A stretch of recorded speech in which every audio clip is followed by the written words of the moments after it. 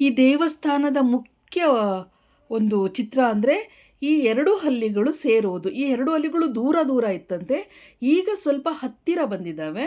ಈ ಎರಡು ಹಲ್ಲಿಗಳು ಸೇರಿದರೆ ಪ್ರಳಯ ಆಗುತ್ತೆ ಎನ್ನುವ ಒಂದು ಸಂಕೇತ. ಈ ಎರಡು ಹಲ್ಲಿಗಳನ್ನು ಸೇರೋಕೆ ಈ ಚೇಳು ಬಿಡ್ತಾ ಇಲ್ಲ. ಈ ಚೇಳು ಅಡ್ಡವಾಗಿ ಎರಡು ಹಲ್ಲಿಗಳನ್ನು ಸೇರದೆ ತಡೀತಾ ಇದೆ, ಅವೆರಡು ಸೇರಲಿಕ್ಕೆ ಬಿಡ್ತಾ ಇಲ್ಲ. ಇದು ಪ್ರಳಯದ ಮುನ್ಸೂಚನೆ ಅಂತ ಹೇಳಿ ಇಕ್ಕೇರಿ ಅಘೋರೇಶ್ವರ ದೇವಸ್ಥಾನದಲ್ಲಿ ಹಾಗೂ ಕೆಳದಿಯ ರಾಮನಾಥೇಶ್ವರ ದೇವಸ್ಥಾನದಲ್ಲಿ ಚಿತ್ರಣ ಮಾಡಿದ್ದಾರೆ. ಈ ಚಿತ್ರಗಳು ದೇವಸ್ಥಾನದ ಮೇಲ್ಭಾಗದ ಚಾವಣಿಯ ಕಲ್ಲಿನ ಮೇಲೆ ಕೆತ್ತಿದ್ದಾರೆ. ಹಿಂದೆ ಕೆತ್ತುವಾಗ ಎರಡು ಹಲ್ಲಿಗಳನ್ನು ದೂರ ದೂರ ಕೆತ್ತಿದ್ರಂತೆ. ಆವಾಗಲೇ ಹೇಳಿದ್ರಂತೆ ಈ ಎರಡು ಹಲ್ಲಿಗಳು ನಡೀತವೆ, ಹತ್ರ ಸೇರಿದಾಗ ಪ್ರಳಯ ಆಗುತ್ತೆ ಅಂತ ಹೇಳಿ. ಇನ್ನೊಂದು ಈ ದೇವಸ್ಥಾನದ ಮುಖ್ಯ ಒಂದು ಆಕರ್ಷಣೆ ಅಂದರೆ ವಾಸ್ತುಪುರುಷ. ಈ ವಾಸ್ತುಪುರುಷನ ವಿವರಣೆ ನಾನು ಆಲ್ರೆಡಿ ನನ್ನ ಕಳೆದ ವಿಡಿಯೋದಲ್ಲಿ ತೋರಿಸಿದ್ದೀನಿ, ನೋಡಿ ಫ್ರೆಂಡ್ಸ್. ಇದು ಭೃಂಗಿ ಅಂದರೆ ಶಿವನ ಗಣ ನಂದಿ ಮತ್ತು ಭೃಂಗಿ. ಭೃಂಗಿಗೆ 3 ಕಾಲು. ಈ ಒಂದು ಕೆತ್ತನೆ ನಿಮಗೆ ತುಂಬ ಅಪರೂಪ ಸಿಕ್ಕೋದು. ಇಲ್ಲಿ ರಾಮನಾಥೇಶ್ವರ ದೇವಸ್ಥಾನ ಇದೆಯಲ್ಲ, ಇದರ ಗರ್ಭಗುಡಿ ಈ ಕೆಳದಿ ಅರಸರ ಮೊದಲ ದೊರೆ ಚೌಡಪ್ಪ ನಾಯಕ ಅಂತಿದ್ರು. ಅವರಿಗೆ ದೊರೆ ಅರಸ ಅಂತ ಕರಿತಾ ಇರಲಿಲ್ಲ, ನಾಯಕರು ಅಂತ ಕರಿತಾ ಇದ್ರು. ಆ ಮೊದಲ ನಾಯಕ ಚೌಡಪ್ಪ ನಾಯಕರು ಕ್ರಿಸ್ತಶಕ 1499ರಿಂದ 1530ರವರೆಗೆ ಆಳ್ವಿಕೆ ಮಾಡಿದ್ರು. ಅವರ ಕಾಲಾವಧಿಯಲ್ಲಿ ಇದನ್ನು ಕಟ್ಟಿಸಿದ್ರು ಅಂತ ಹೇಳಿ ಹೇಳ್ತಾರೆ. ಇದು ನಂದಿ ಮಂಟಪ. ಇದನ್ನು ಈ ಚೌಡಪ್ಪ ನಾಯಕರ ನಂತರ ಬಂದಂತಹ ಸದಾಶಿವ ನಾಯಕರನ್ನವರು 1530ರಿಂದ 1566ವರೆಗೆ ಇವರು ಆಳ್ವಿಕೆ ಮಾಡಿದ್ರು. ಅವರು ಕಟ್ಟಿಸಿದ್ದಾರೆ ಅನ್ನೋ ಒಂದು ನಂಬಿಕೆ. ಈ ಏನು ಅದ್ಭುತ ಕಲೆ ಇದೆಯಲ್ಲ ಈ ಕಂಬಗಳು, ಇದು ಹೊಯ್ಸಳ ಮತ್ತು ದ್ರಾವಿಡ ಶೈಲಿಯಲ್ಲಿ ಕೆತ್ತನೆ ಮಾಡಿದ್ದಾರೆ. ಮತ್ತು ಈ ಕಲ್ಲು ಬೂದು ಮಿಶ್ರಿತ ಅಂದರೆ ಬೂದು ಬಣ್ಣ ಮಿಶ್ರಿತ ಪಚ್ಚೆ ಕಲ್ಲಿನ ಥರ ಇದೆ. ಇದು ಒಂದು ಸ್ವಲ್ಪ ಲೈಟ್ ಗ್ರೀನ್ ಕಲ್ಲುಗಳಿದು. ಆ ಲೈಟ್ ಗ್ರೀನ್ ಕಲ್ಲಿಗೆ ಆ ಕೆತ್ತನೆ ತುಂಬ ಅದ್ಭುತ ಅನಿಸುತ್ತೆ ಫ್ರೆಂಡ್ಸ್. ರಾಮನಾಥೇಶ್ವರ ಮತ್ತು ವೀರಭದ್ರದಲ್ಲಿ ಕಲ್ಲಿನಲ್ಲಿ ಕಲೆ ಹರಳಿದರೆ ಇಲ್ಲಿ ಮರದಲ್ಲಿ ಕಲೆ ಹರಳಿದೆ. ಎಷ್ಟು ಅದ್ಭುತವಾಗಿದೆ ನೋಡಿ. ಇದು ರಕ್ತಚಂದನ ಮರದಲ್ಲಿ ನಿರ್ಮಿಸಿರುವಂಥ ಕಲೆಗಳು. ಇಲ್ಲಿ ರಕ್ತಚಂದನ ಮರದಲ್ಲೇ 248 ಕಮಲದ ಹೂಗಳನ್ನು ಕೆತ್ತಿದ್ದಾರೆ. ಒಳಭಾಗಕ್ಕೆ ಕೆಲವು ಕಮಲಗಳು, ಹೊರಭಾಗಕ್ಕೆ ಕೆಲವು ಕಮಲಗಳು. ಒಂದು ಕಮಲದಿಂದ ಇನ್ನೊಂದು ಕಮಲಕ್ಕೆ ಡಿಫ್ರೆನ್ಸ್ ಡಿಸೈನು. ಒಂದು ಕಮಲ ಇದ್ದ ಹಾಗೆ ಇನ್ನೊಂದು ಕಮಲ ಇಲ್ಲ. ಆ ಮೇಲ್ಚಾವಣಿಯ ಸುತ್ತ 194 ದೇವರ ವಿಗ್ರಹಗಳಿದೆ. ಸುತ್ತ ದೇವರ ವಿಗ್ರಹಗಳು ಮತ್ತು ಆ ದೇವಸ್ಥಾನದಲ್ಲಿ ಒಳಭಾಗದಲ್ಲಿ 4 ದೊಡ್ಡ ದೊಡ್ಡ ಕಂಬಗಳು, ದಪ್ಪ ದಪ್ಪ ಕಂಬಗಳು, ತುಂಬ ಸುಂದರವಾದ ಕೆತ್ತನೆಯನ್ನು ಮಾಡಿರುವಂಥ ಕಂಬಗಳಿದೆ. ತುಂಬ ಒಂದು ಇಂಪಾರ್ಟೆಂಟ್ ಒಂದು ಸ್ಟೋರಿ ತಿಳಿಸ್ತೀನಿ ಇವರಿಬ್ಬರು ಮಾಧವ ಮತ್ತು ಮುರಾರಿ ಅಂತೇಳಿ ಅಣ್ಣ ತಮ್ಮ. ಇವರಿಬ್ಬರು ಆಸ್ಥಾನದ ದ್ವಾರಪಾಲಕರಾಗಿರ್ತಾರೆ. ಹಿಂದೆ ಒಂದು ಪ್ರತೀತಿ ಇತ್ತು ಫ್ರೆಂಡ್ಸ್. ಏನಂದರೆ ಒಂದು ದೇವಸ್ಥಾನ ಕಟ್ಟುವಾಗ, ಆಣೆಕಟ್ಟು ಕಟ್ಟುವಾಗ ನರಬಲಿ ಕೊಡಬೇಕು ಅಂತೇಳಿ. ನರಬಲಿ ಯಾರು, ಇದು ಮ್ಯೂಸಿಕ್ ಕಂಬ, ಅದು ಬಡಿದ್ರೆ ಒಂದು ತಬಲಾ ಬಡಿಯೋ ಶಬ್ದ ಬರುತ್ತೆ. ಅಂದರೆ ಶತ್ರುಗಳು ಬಂದಿದ್ದಾರೆ ಅಂತ ಅಲ್ಲಿಂದ ತಪ್ಪಿಸ್ಕೊಂಡು ಬಂದು ಇಲ್ಲಿ ಜೋರು ಬಡಿತಾ ಇದ್ರಂತೆ. ಇವಾಗ ಅದು ಸಣ್ಣ ಕೇಳಿಸ್ತಾ ಇದೆ, ಸೌದಿದೆ. ಹಿಂದೆ ಜೋರು ಕೇಳಿಸ್ತಾ ಇತ್ತಂತೆ ಫ್ರೆಂಡ್ಸ್. ದೇವಸ್ಥಾನದ ಹಿಂಭಾಗದ ಗೋಡೆಗೆ ಚಂದ್ರಗ್ರಹಣ ಬಿಡಿಸಿದ್ದಾರೆ. ಚಂದ್ರನ ವಾಹನ ಜಿಂಕೆಯನ್ನು ಚಂದ್ರನನ್ನು ನುಂಗ್ಲಿಕ್ಕೆ ಕೇತು ಹಾವಿನ ರೂಪದಲ್ಲಿ ಬರ್ತಾ ಇದ್ದಾನೆ ಅಂತ ಹೇಳಿ. ಇದು ಚಂದ್ರಗ್ರಹಣ. ಸೂರ್ಯಗ್ರಹಣ ಇಕ್ಕೇರಿಲಿ ಇದೆಯಂತೆ. ಇದು ಕಾಮಸೂತ್ರ, ಸೆಕ್ಸ್ ಎಜುಕೇಷನ್. ಇದು ನೋಡಿ, ಒಂಟೆ, ಆನೆ, ಸಿಂಹ, ಮಧ್ಯದಲ್ಲಿ ಮಿಥುನ ಶಿಲ್ಪಗಳು, ಮುಂದೆ ಆನೆ. ಅಂದರೆ ಬಲಶಾಲಿ ಪ್ರಾಣಿಗಳ ಸಂಕೇತ ಏನೋ ಇದೆಯಂತೆ. ಆ ವಿವರಣೆ ಈಗ ಬೇಡ. ಅಂದರೆ ಎಲ್ಲ ದೇವಸ್ಥಾನಗಳಲ್ಲೂ ಮಿಥುನ ಶಿಲ್ಪಗಳಿರುವಂತೆ ಇಲ್ಲೂ ಒಂದು ಸಣ್ಣದಾಗಿ ಕೆತ್ತಿದ್ದಾರೆ. ಅದು ಇಂಪಾರ್ಟೆನ್ಸ್ ದೇವಸ್ಥಾನಕ್ಕೆ. ಈಗ ಮತ್ತು ಗರುಡ ಮತ್ತು ಆಂಜನೇಯನ ಸಮ್ಮಿಲನ, ಸ್ನೇಹತ್ವ, ಅವರಿಬ್ಬರು ತುಂಬ ಫ್ರೆಂಡ್ಸ್ ಅಂತೇಳಿ.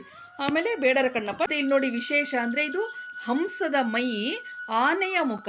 ಇದೇ ಲಾಂಛನ, ಇದೇ ಸಿಂಬಲನ್ನು ನಮ್ಮ ಕುವೆಂಪು ಯೂನಿವರ್ಸಿಟಿನಲ್ಲಿ ಲಾಂಛನವಾಗಿ ಉಪಯೋಗಿಸ್ಕೊಂಡಿದ್ದಾರೆ. ಸೇಮ್ ಇದನ್ನೇ ತಗೊಂಡಿರೋದು. ಹಂಸದ ದೇಹ, ಆನೆ ಮುಖ. ಫ್ರೆಂಡ್ಸ್ ಇಲ್ಲಿ ನೋಡಿ, ಇದು ಸಿಂಹದ ದೇಹ, ಆನೆಯ ಮುಖ.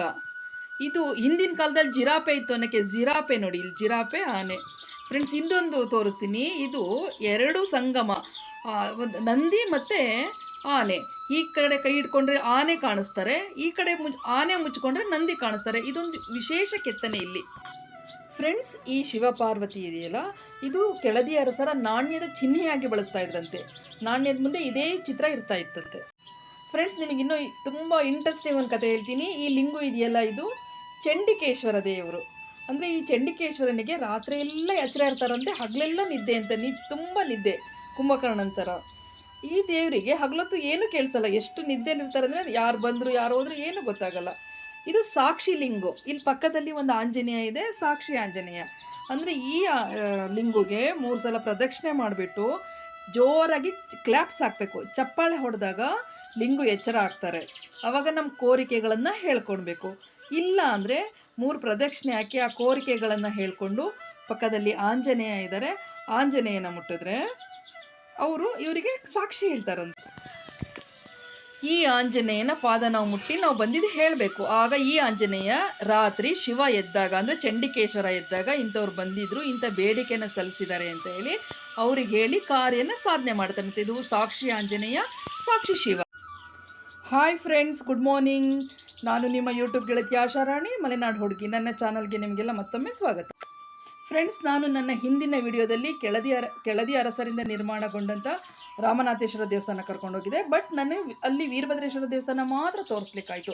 ಕಾರಣ ಇಷ್ಟೇ, ಆ ವೀರಭದ್ರೇಶ್ವರ ದೇವಸ್ಥಾನದ ಒಳಾಂಗಣ ಕಲ್ಲಲ್ಲಿ ಹರಳಿಸಿರುವಂಥ ಆ ಕಲೆ ಅದ್ಭುತಗಳನ್ನು ತೋರ್ಸೋಕ್ಕೆ ನನಗೆ ಸುಮಾರು ಟೈಮ್ ಹಿಡೀತು. ಹಾಗಾಗಿ ಇವತ್ತು ರಾಮನಾಥೇಶ್ವರ ದೇವಸ್ಥಾನಕ್ಕೆ ಬಂದಿದ್ದೀನಿ. ಬನ್ನಿ ಫ್ರೆಂಡ್ಸ್.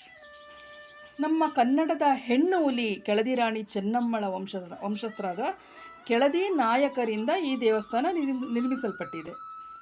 ಫ್ರೆಂಡ್ಸ್, ಇದು ಭೃಂಗಿ, ಅಂದರೆ ಶಿವನ ಗಣ ನಂದಿ ಮತ್ತು ಭೃಂಗಿಗೆ 3 ಕಾಲು. ಈ ಒಂದು ಕೆತ್ತನೆ ನಿಮಗೆ ತುಂಬ ಅಪರೂಪ ಸಿಕ್ಕೋದು. ಇಲ್ಲಿ ಕೆತ್ತಿದ್ದಾರೆ ಫ್ರೆಂಡ್ಸ್. ಇದೇ ರಾಮನಾಥೇಶ್ವರ ದೇವಸ್ಥಾನದ ಹೊರಾಂಗಣ ನೋಟ. ಬನ್ನಿ ಒಳಗಡೆ ಹೋಗೋಣ. ಈ ರಾಮನಾಥೇಶ್ವರ ದೇವಸ್ಥಾನ ಇದೆಯಲ್ಲ, ಇದರ ಗರ್ಭಗುಡಿ ಈ ಕೆಳದಿ ಅರಸರ ಮೊದಲ ದೊರೆ ಚೌಡಪ್ಪ ನಾಯಕ ಅಂತಿದ್ರು. ಅವರಿಗೆ ದೊರೆ ಅರಸ ಅಂತ ಕರಿತಾ ಇರಲಿಲ್ಲ, ನಾಯಕರು ಅಂತ ಕರಿತಾ ಇದ್ರು. ಆ ಮೊದಲ ನಾಯಕ ಚೌಡಪ್ಪ ನಾಯಕರು ಕ್ರಿಸ್ತಶಕ 1499ರಿಂದ 1530ರವರೆಗೆ ಆಳ್ವಿಕೆ ಮಾಡಿದ್ರು. ಅವರ ಕಾಲಾವಧಿಯಲ್ಲಿ ಇದನ್ನು ಕಟ್ಟಿಸಿದ್ರು ಅಂತ ಹೇಳ್ತಾರೆ. ಈ ಗರ್ಭಗುಡಿಯ ಮುಂಭಾಗ ಇರೋದು ಇದು ನಂದಿ ಮಂಟಪ, ರಾಮನಾಥೇಶ್ವರ ದೇವರು. ಈ ರಾಮನಾಥೇಶ್ವರ ದೇವಸ್ಥಾನದ ಮುಂಭಾಗ, ಗರ್ಭಗುಡಿಯ ಮುಂಭಾಗ ಇರುವುದು ಏನು ಈ ಕಂಬಗಳಿದೆಯಲ್ಲ, ಅದ್ಭುತವಾದ ಕಲೆಗಳಿಂದ ಕೂಡಿದ ಕಂಬ, ಇದು ನಂದಿ ಮಂಟಪ. ಇದನ್ನು ಈ ಚೌಡಪ್ಪ ನಾಯಕರ ನಂತರ ಬಂದಂತಹ ಸದಾಶಿವ ನಾಯಕರನ್ನವರು 1530ರಿಂದ 1566ವರೆಗೆ ಇವರು ಆಳ್ವಿಕೆ ಮಾಡಿದ್ರು. ಅವರು ಕಟ್ಟಿಸಿದ್ದಾರೆ ಅನ್ನೋ ಒಂದು ನಂಬಿಕೆ. ಈ ಏನು ಅದ್ಭುತ ಕಲೆ ಇದೆಯಲ್ಲ, ಈ ಕಂಬಗಳು, ಇದು ಹೊಯ್ಸಳ ಮತ್ತು ದ್ರಾವಿಡ ಶೈಲಿಯಲ್ಲಿ ಕೆತ್ತನೆ ಮಾಡಿದ್ದಾರೆ.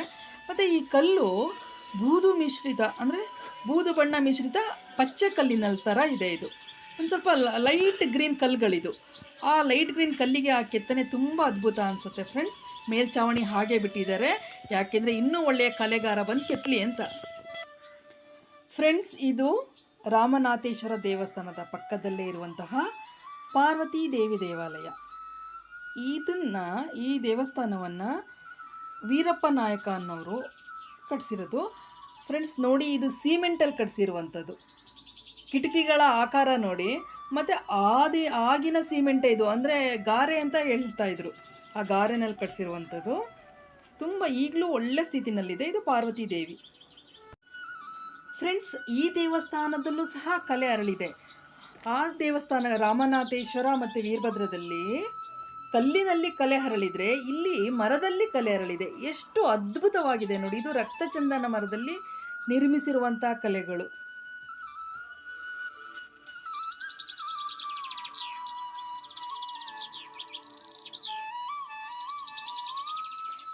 ನೋಡಿದ್ರಲ್ಲ ಫ್ರೆಂಡ್ಸ್, ನೋಡ್ತಾ ಇದ್ದೀರಲ್ಲ, ಪ್ರತಿ ಒಂದು ಮೇಲ್ಚಾವಣಿನಲ್ಲಿ ಎಲ್ಲ ದೇವರುಗಳ ವಿಗ್ರಹಗಳು, ಆಮೇಲೆ ಸರಸ್ವತಿಯ ನಾನಾ ಭಂಗಿಗಳು ನೃತ್ಯ ಮಾಡ್ತಾ ಇರೋದು. ಕಾಳಿಂಗ ಮರ್ದನ ಕೃಷ್ಣ, ವಿಷ್ಣು, ದತ್ತ, ಶಿವನ ಒಂದು ಕಥೆಗಳು, ವಿಷ್ಣುವಿನ ಕಥೆಗಳು, ಸರಸ್ವತಿಯ ಒಂದು ನೃತ್ಯದ ಭಂಗಿಗಳು,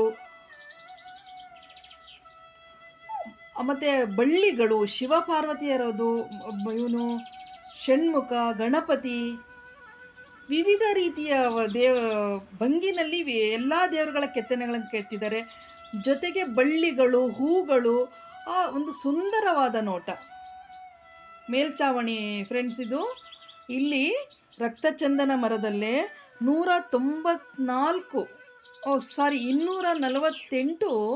ಕಮಲದ ಹೂಗಳನ್ನು ಕೆತ್ತಿದ್ದಾರೆ. ಒಳಭಾಗಕ್ಕೆ ಕೆಲವು ಕಮಲಗಳು, ಹೊರಭಾಗಕ್ಕೆ ಕೆಲವು ಕಮಲಗಳು. ಒಂದು ಕಮಲದಿಂದ ಇನ್ನೊಂದು ಕಮಲಕ್ಕೆ ಡಿಫ್ರೆನ್ಸ್ ಡಿಸೈನು. ಒಂದು ಕಮಲ ಇದ್ದ ಹಾಗೆ ಇನ್ನೊಂದು ಕಮಲ ಇಲ್ಲ. ಆ ಮೇಲ್ಚಾವಣಿಯ ಸುತ್ತ 194 ದೇವರ ವಿಗ್ರಹಗಳಿದೆ. ಸುತ್ತ ದೇವರ ವಿಗ್ರಹಗಳು ಮತ್ತು ದೇವಸ್ಥಾನದಲ್ಲಿ ಒಳಭಾಗದಲ್ಲಿ 4 ದೊಡ್ಡ ದೊಡ್ಡ ಕಂಬಗಳು, ದಪ್ಪ ದಪ್ಪ ಕಂಬಗಳು, ತುಂಬ ಸುಂದರವಾದ ಕೆತ್ತನೆಯನ್ನು ಮಾಡಿರುವಂಥ ಕಂಬಗಳಿದೆ. ಇದು ಈ ದೇವಸ್ಥಾನದ ವಿಶೇಷ. ತುಂಬ ಸುಂದರವಾಗಿದೆ, ತುಂಬ ಅದ್ಭುತವಾಗಿದೆ, ನೋಡಲೇಬೇಕು. ಮನುಷ್ಯನಾಗಿ ಹುಟ್ಟಿದ್ಮೇಲೆ ಇಂಥ ಕಲೆ ನೋಡಲೇಬೇಕು ಫ್ರೆಂಡ್ಸ್. ದೇವಸ್ಥಾನದ ಹೊರಗಡೆ ಬಂದರೆ ಇನ್ನೂ ಒಳ್ಳೊಳ್ಳೆ ನಾನು ಪ್ರತಿಮೆಗಳನ್ನು, ಕೆತ್ತನೆಗಳನ್ನು ತೋರಿಸ್ತೀನಿ. ಇದು ಸಪ್ತ ಮಾತೃಕೆಯರ ಕೆತ್ತನೆಗಳು. ಮತ್ತು ಇಲ್ಲಿ ನೋಡಿ ವಿಶೇಷ ಅಂದರೆ ಇದು ಹಂಸದ ಮೈ, ಆನೆಯ ಮುಖ.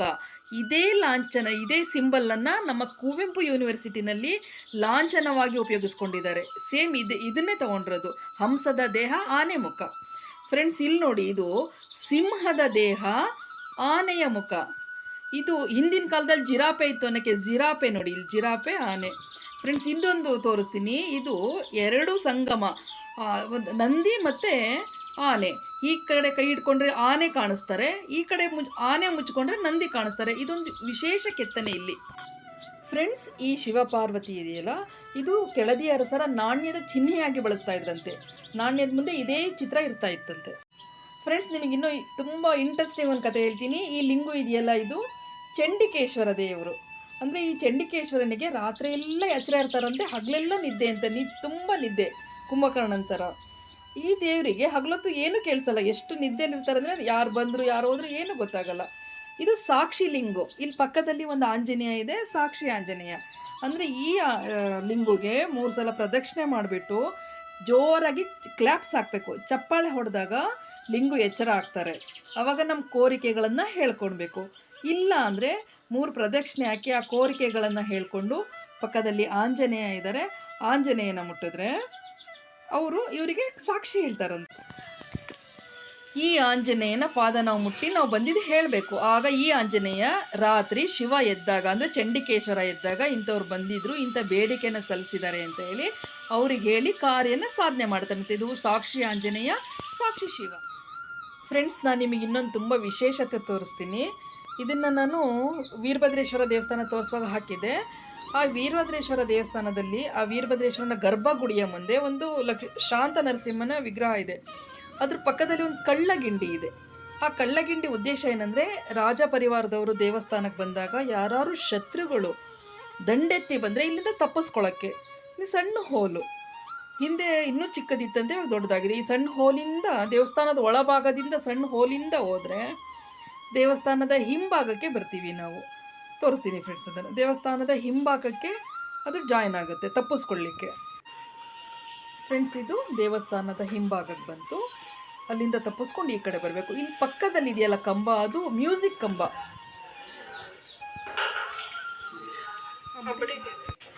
ಇದು ಮ್ಯೂಸಿಕ್ ಕಂಬ. ಅದು ಬಡಿದ್ರೆ ಒಂದು ತಬಲಾ ಬಡಿಯೋ ಶಬ್ದ ಬರುತ್ತೆ. ಅಂದರೆ ಶತ್ರುಗಳು ಬಂದಿದ್ದಾರೆ ಅಂತ ಅಲ್ಲಿಂದ ತಪ್ಪಿಸ್ಕೊಂಡು ಬಂದು ಇಲ್ಲಿ ಜೋರು ಬಡಿತಾ ಇದ್ರಂತೆ. ಇವಾಗ ಅದು ಸಣ್ಣ ಕೇಳಿಸ್ತಾ ಇದೆ, ಸೌದಿದೆ. ಹಿಂದೆ ಜೋರು ಕೇಳಿಸ್ತಾ ಇತ್ತಂತೆ. ಸ್ನೇಹಿತರೆ, ದೇವಸ್ಥಾನದ ಹಿಂಭಾಗದಲ್ಲಿರುವ ಈ ಚಿತ್ರದ ಅರ್ಥ ಏನು ಗೊತ್ತಾ? ಇದು ಚಂದ್ರಗ್ರಹಣ, ಸೂರ್ಯಗ್ರಹಣದ ಚಿತ್ರ ಇಕ್ಕೇರಿ ದೇವಸ್ಥಾನದಲ್ಲಿದೆ. ಇದು ಚಂದ್ರಗ್ರಹಣ. ಮಧ್ಯ ಜಿಂಕೆ ಚಿತ್ರ ಇದೆ ನೋಡಿ, ಚಂದ್ರನ ವಾಹನ ಜಿಂಕೆ. ಆ ಜಿಂಕೆಯನ್ನು ತಿನ್ನಲಿಕ್ಕೆ, ಅಂದರೆ ಚಂದ್ರನನ್ನು ತಿನ್ನಲಿಕ್ಕೆ ರಾಹು ಹಾವಿನ ರೂಪದಲ್ಲಿ ಬರ್ತಾ ಇರೋದು. ಇದು ಈ ಚಿತ್ರದ ಒಳ ಅರ್ಥ. ಸ್ನೇಹಿತರೆ, ಇದು ಮಿಥುನ ಶಿಲ್ಪಗಳು. ಮಿಥುನ ಶಿಲ್ಪಗಳು ದೇವರ ಸಮಾನ ಅಂತ ಹೇಳಿ ದೇವಸ್ಥಾನಗಳಲ್ಲಿ ಇದನ್ನು ಕೆತ್ತುತ್ತಾ ಇದ್ರು. ಮಿಥುನ ಶಿಲ್ಪಗಳು ಅಂದರೆ ಒಂದು ಗಂಡು ಹೆಣ್ಣಿನ ಸಾಂಸಾರಿಕ ಜೀವನ. ಈ ಮಿಥುನ ಶಿಲ್ಪಗಳ ಹಿಂಭಾಗ ಮುಂಭಾಗದಲ್ಲಿ ಆನೆ, ಶರಭ, ಸಿಂಹ, ಹುಲಿ, ಕೋತಿ ಎಲ್ಲ ಪ್ರಾಣಿಗಳನ್ನು ಕೆತ್ತಿದ್ದಾರೆ ಅಲ್ವಾ. ಇದರ ಒಳ ಅರ್ಥ ಬಂದು, ಒಂದು ಗಂಡು ಹೆಣ್ಣು ಜೀವನ ಮಾಡುವಾಗ ಈ ಎಲ್ಲ ಪ್ರಾಣಿಗಳ ಗುಣಗಳು ಸಹ ಇರಬೇಕು. ತಮಾಷೆ ಮಂಗ ತಮಾಷೆಗಾಗಿ, ಶಕ್ತಿಶಾಲಿಯಾಗಿ, ಶರಭ, ಹೀಗೆ ಇನ್ನೂ ಒಳ ಅರ್ಥ ಹಿರಿಯರಿಂದ ತಿಳಿಯೋಣ. ಇದು ಗರುಡ ಹಾಗೂ ಆಂಜನೇಯರ ಮಿಲನ, ಸ್ನೇಹತ್ವದ ಮಿಲನದ ಸಂಕೇತವಾಗಿ ಈ ಒಂದು ಚಿತ್ರಣವನ್ನು ಕೆತ್ತಿದ್ದಾರೆ. ಇಲ್ಲಿ ಬೇಡರ ಕಣ್ಣಪ್ಪನ ಚಿತ್ರನೂ ಸಹ ಕೆತ್ತಿದ್ದಾರೆ ನೋಡಿ. ಬೇಡರ ಕಣ್ಣಪ್ಪ ಶಿವನಿಗೆ ಕಣ್ಣು ಕೊಡ್ತಾ ಇರೋದು. ಇಲ್ಲಿ ನಾಗಕಲ್ಲುಗಳಿದೆ. ನಾಗಕಲ್ಲುಗಳ ಉದ್ದೇಶ ಏನಂದರೆ, ಹಿಂದೆ ಕೆಳದಿ ರಾಣಿ ಚೆನ್ನಮ್ಮಳಿಗೆ ಮಕ್ಕಳಿರಲಿಲ್ಲ. ಅವಳು ಮಕ್ಕಳ ಭಿಕ್ಷೆಗಾಗಿ ನಾಗನನ್ನು ಪೂಜಿಸ್ತಾ ಇದ್ಲು. ಹಾಗಾಗಿ ಅಂದಿನಿಂದಲೂ ಇಂದಿನವರೆಗೂ ಸಹ ಅಲ್ಲಿ ನಾಗಗಳ ಪ್ರತಿಷ್ಠಾಪನೆ, ಪೂಜೆ ನಡೀತಾ ಇದೆ ಎನ್ನುವ ಸಂಕೇತವಾಗಿ ಅಂದು ಪೂಜಿಸ್ತಾ ಇದ್ದಂತಹ ನಾಗಕಲ್ಲುಗಳನ್ನೆಲ್ಲ ಈಗ ಸಾಲಾಗಿ ಇಟ್ಟು ಇದು ಪ್ರದರ್ಶನವೂ ಆಯಿತು, ಪೂಜೆನೂ ಆಯಿತು ಅಂತ ಹೇಳಿ ನಡೆಸ್ತಾ ಇದ್ದಾರೆ ಫ್ರೆಂಡ್ಸ್. ಸ್ನೇಹಿತರೆ, ಇದೊಂದು ವಿಶೇಷವಾದ ಪ್ರತಿಮೆಗಳು. ಇವರು ಮಾಧವ ಹಾಗೂ ಮುರಾರಿ ಎನ್ನುವ ಇಬ್ಬರು ಪಾಲಕರ ಕತೆ ಇದು. ಹಿಂದೆ ಯಾವುದೇ ದೇವಸ್ಥಾನ ಇರ್ಬೋದು ಅಥವಾ ದೊಡ್ಡ ದೊಡ್ಡ ಕಟ್ಟಡಗಳಿರ್ಬೋದು, ಅಣೆಕಟ್ಟುಗಳನ್ನು ಇರ್ಬೋದು, ಕಟ್ಟುವಾಗ ಅದು ನಿಲ್ಲದೇ ಇದ್ದರೆ ನರಬಲಿ ಕೊಡಬೇಕು, ನರಬಲಿ ಕೊಟ್ಟರೆ ನಿಲ್ಲುತ್ತೆ ಅಂತ ಹೇಳ್ತಾಯಿದ್ರು. ಹಾಗೆ ಈ ದೇವಸ್ಥಾನ ಕಟ್ಟುವಾಗ ಆ ದೇವಸ್ಥಾನ ಬೀಳುವ ಹಂತದಲ್ಲಿ ಬಂದಾಗ ನರಬಲಿಯನ್ನು ಕೇಳುತ್ತಂತೆ. ತಮ್ಮ ಪ್ರಾಣವನ್ನು ಬಲಿ ಕೊಡಲಿಕ್ಕೆ ಯಾರೂ ಮುಂದೆ ಬರದೇ ಇದ್ದಾಗ ಆಸ್ಥಾನದ ದ್ವಾರಪಾಲಕರಾದಂತಹ ಮಾಧವ ಹಾಗೂ ಮುರಾರಿ ಎನ್ನುವ ಈ ಇಬ್ಬರು ದ್ವಾರಪಾಲಕರು ನಾವು ತಮ್ಮ ಪ್ರಾಣವನ್ನು ಕೊಟ್ಟು ದೇವಸ್ಥಾನವನ್ನು ಉಳಿಸ್ತೀವಿ ಅಂಥೇಳಿ ಮುಂದೆ ಬರ್ತಾರೆ. ಇವರಿಬ್ಬರನ್ನು ಅಲ್ಲಿ ಬಲಿ ಕೊಡಲಾಗುತ್ತೆ, ನರಬಲಿ. ಅವರ ಜೊತೆಗೆ ಅವರ ಮಡದಿಯರಾದ ದುರ್ಗಿ ಹಾಗೂ ಮಾರಿ ಎನ್ನುವ ಈ ಇಬ್ಬರು ಸತಿಯರು ಸಹಗಮನವನ್ನು ಆಗ್ತಾರೆ. ಹಾಗಾಗಿ ಈ 4 ಜನನ ಅಲ್ಲಿ ಇಟ್ಟು ಪೂಜಿಸ್ತಾ ಇದ್ದಾರೆ. ವರ್ಷಕ್ಕೊಮ್ಮೆ ಅವರಿಗೆ ರಥೋತ್ಸವ ನಡೆಯುತ್ತೆ. ಸ್ನೇಹಿತರೆ, ದೇವಸ್ಥಾನದ ಸುತ್ತ ಕಟಾಂಜನಗಳನ್ನು ಇಟ್ಟಿದ್ದಾರೆ. ಇದು ನೋಡಿ ಕಣಜ. ಇದು ಹಿಂದೆ ದೇವಸ್ಥಾನ ಅಥವಾ ಆಸ್ಥಾನಕ್ಕೆ ದಾನ ದತ್ತಿಗಳಾಗಿ ಧಾನ್ಯಗಳನ್ನು ಕೊಡ್ತಾಯಿದ್ರು. ಆ ಧಾನ್ಯಗಳನ್ನು ಸಂಗ್ರಹಣೆ ಮಾಡಲಿಕ್ಕೆ ಕಟ್ಟಿದಂತಹ ಕಣಜ ಮರದಲ್ಲೇ ಕಟ್ಟಿದ್ದಾರೆ ನೋಡಿ. ನಮ್ಮ ಮಲೆನಾಡಿನ ಕಾಡಿನಲ್ಲಿ ಮರಗಳದೇನು ಕೊರತೆ ಇಲ್ಲ ಅಲ್ವಾ, ಬೇಕಾದಷ್ಟು ಮರಗಳು. ಹಾಗಾಗಿ ಮರಗಳಲ್ಲಿ ಕಣಜವನ್ನು ಕಟ್ಟಿದ್ದಾರೆ. ಇಲಿ ಹೆಗ್ಗಣಗಳು ದೋರ್ ಮಾಡಬಾರ್ದು ಅಂಥೇಳಿ ಎತ್ತರದ ರೀತಿಯಲ್ಲಿ ಕಟ್ಟಿದ್ದಾರೆ. ಸ್ನೇಹಿತರೆ, ನನ್ನ ವಿಡಿಯೋ ನಿಮಗೆಲ್ಲ ಇಷ್ಟ ಆಯಿತಾ? ಇಷ್ಟ ಆಯಿತು ಅಂದ್ಕೊಳ್ತೀನಿ. ನಿಮ್ಮ ಅನಿಸಿಕೆ ಏನು? ಈ ದೇವಸ್ಥಾನದ ವಿಡಿಯೋ ನೋಡಿ ಅಥವಾ ಈ ರಾಜವಂಶದ ಈ ಕಲೆಯ ಬೆಡಗನ್ನು ನೋಡಿ ನಿಮಗೇನಿಸ್ತು ಅಂತ ದಯವಿಟ್ಟು ಕಾಮೆಂಟ್ ಮೂಲಕ ತಿಳಿಸಿ. ಹೊಸೊಬ್ಬರು ಸಬ್ಸ್ಕ್ರೈಬ್ ಆಗಿ, ಲೈಕ್ ಮಾಡಿ. Thank you.